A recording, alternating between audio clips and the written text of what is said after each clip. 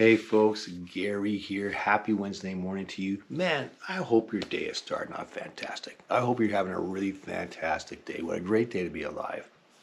Every day we walk with our Lord is such a good day. It really is. Now, we've been talking this week about being a living sacrifice. And the problem with the living sacrifice, according to D.L. Moody, is it crawls off the altar, right? It doesn't want to stay there because it goes so against our old nature to do so. But we're called to be imitators of Christ, right? We've read that for the last 7 weeks, that we are to be imitators of Jesus as he reveals who the Father is to us. A lot of things we do, we're to reveal who Jesus is to this world through our lives and how we live. Your neighbor may never pick up a Bible. Maybe they might here and there, but generally they won't. And so if they're going to read about God, they're going to read about God through your life and how you live. And so it's important that we live in a manner that reflects Jesus the best that we possibly can. So we've been looking at Ephesians 5 verses 1 and 2 quite a bit over the last 7 weeks. And it says, imitate God. In other words, imitate God. Yeah, so follow him. Follow his example, right? And therefore, in everything that you do, because you are his dear children, live a life filled with love, following the example of Christ. So we follow the example of Jesus. And so what's this example? That he loved us and offered himself as a sacrifice for us, a pleasing aroma.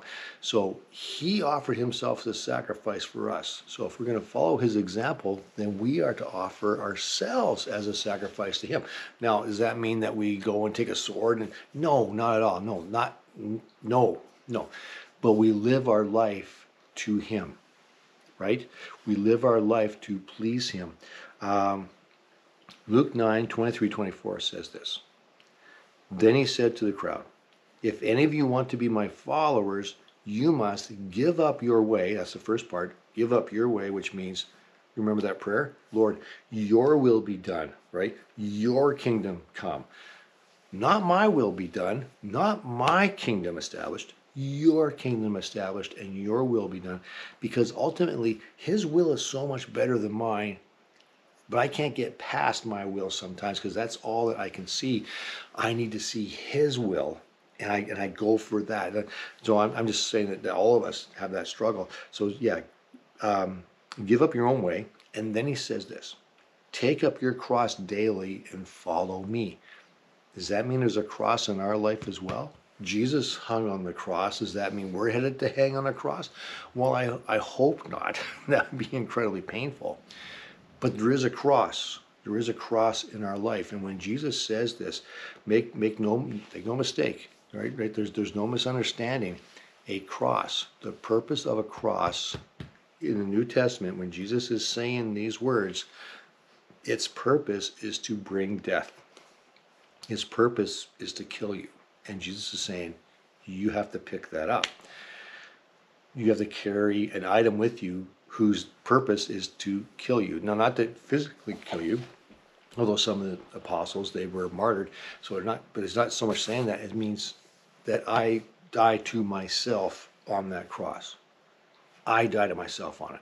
I say, you know what? It's your will, God. It's your kingdom. I'm going to sacrifice this for you. I'm going to live for you now and not for myself. And that's what we're getting at here with this, that we take up that cross, which for us is a symbol of salvation and freedom. That's why we have it on our buildings and around our neck. For sure it is. For sure it's those things. But it's also a death to the old nature, that we crucify ourselves to our old nature. And so that's the message for today. In doing so, we really serve others well. Thank you for watching, and we'll catch you tomorrow. Maybe we'll bring more clarity to this. Have a great day. See you later.